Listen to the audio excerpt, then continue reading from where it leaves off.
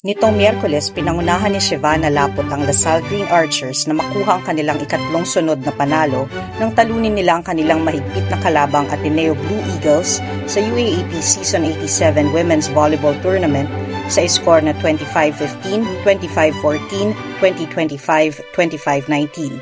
Nagtala si Laput ng UAAP career high na 25 points sa 19 spikes, 3 blocks at 3 aces. Ito ang ika-15 sunod na panalo ng Lasal laban sa Ateneo na nagsimula noong 2017 Season 79 Finals. Ginulat ng Ateneo ang Lasal nang manalo ang Blue Eagles sa Set 3 sa pangunguna ni Lian de Guzman, AC Minor at Ivana Sulit. Pansamantalang nanguna ang Ateneo sa simula ng Set 4, ngunit hindi nagpatinag si Laput upang dalhin sa Lasal ang panalo. Nakakuha si Angel Canino ng 17 points sa 13 attacks, 4 blocks at 8 digs, at nagtala naman si Alea Malaluan ng 12 points.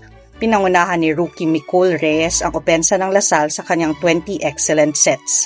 Para sa Ateneo, nakakuha naman si De Guzman ng 16 points, 9 digs at 5 receptions. Habang si Minor ay nagtala ng 13 points, kasama ang tanging 2 blocks ng Ateneo na malayong malayo sa 13 ng Lasal.